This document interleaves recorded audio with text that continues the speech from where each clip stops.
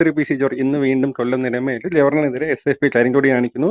അപ്പൊ അതുപോലെ ഗവർണർ കാറിന് പുറത്തിറങ്ങുന്നു. ഇതുവരെയും കാർ തിരിച്ചു കയറിയിട്ടില്ല. റോഡിൽ ഒരു കസേര ഇട്ടിരിക്കുകയാണ്. എന്താണ് കേരളത്തിൽ സംഭവിക്കുന്നത്?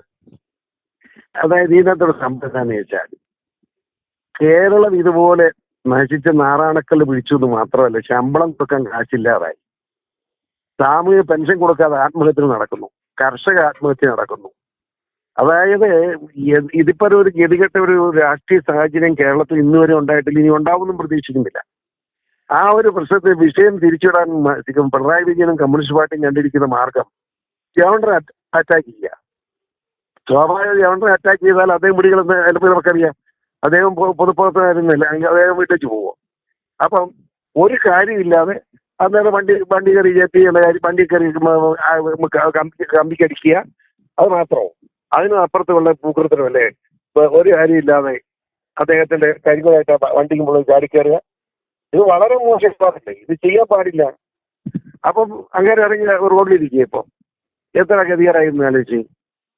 അതായത് പിണറായി വിജയൻ എങ്ങനെയെങ്കിലും ഒന്ന് പിരിച്ചു പിടിക്കണം, ഈ ഗവൺമെന്റ് ഒന്ന് പിരിച്ചു വിട്ട് കിട്ടണം. കാരണം അപ്പൊ അങ്ങനെയാണെങ്കിൽ പിന്നെ പണ്ട് EMS പിരിച്ചു വിട്ടോളെ ഞങ്ങളെ പിരിച്ചു വിട്ടായിരുന്നു, ഈ റോഡിൽ കൂടെ തെന്നി നടക്കാമല്ലോ. ഈ സഹാക്കമ്മയുടെ അടുത്ത് പിടിച്ചേക്ക് എന്തെങ്കിലും മാർഗം വേണ്ടി, ഒരു മാർഗവും ഇല്ല. ഇപ്പം എങ്ങനെയെങ്കിലും പിരിച്ചു പിടിക്കണം എന്നുള്ളതാണ് അയാളുടെ ഉദ്ദേശം. അതാണ് ഇപ്പൊ നടക്കുന്നത്. ഇതൊക്കെ വളരെ മോശം പരിപാടിയില്ല, അംഗീകരിച്ചു കൊടുക്കാൻ പറ്റുന്ന കാര്യമാണ്. ഇപ്പൊ പോലീസ് പറഞ്ഞ 12 പേര് അറസ്റ്റ് ചെയ്തു. പക്ഷേ ഗവർണർ 50ഓളം പ്രവർത്തകർ സമരത്തിനുണ്ടായിരുന്നു. മൊത്തം പ്രവർത്തകരെ അറസ്റ്റ് ചെയ്യണം ഗവർണർ ഇപ്പോഴും പറഞ്ഞുകൊണ്ടിരിക്കുന്നത്. അത് ന്യായമല്ലേ? ഇത് 50 പേര് പറഞ്ഞ് 50 പേര് പറഞ്ഞ് 50 അറസ്റ്റ് ചെയ്യും. അതിൽ അയാൾ ഗവർണർ പറഞ്ഞല്ലേ ശരി? ഞാൻ ചോദിക്കും, ഗവർണർ വിളിച്ച റിപ്പബ്ലിക്കൻസിലുള്ള പാർട്ടി അതിവരാരും പങ്കെടുത്തില്ല. അപ്പം അവർ നമ്മൾ തർക്കം ക്ലിയറായി, ഗവർണറെ അവരെ എതിർക്കുകയാണെന്ന് മനസ്സിലായി, ഗവർണറെ ഒരു വിധത്തിൽ യോജിക്കുന്നതാണെന്ന് മനസ്സിലായി. വെരി ഗുഡ്, അങ്ങനെയൊക്കെ പോയാൽ പോലെ.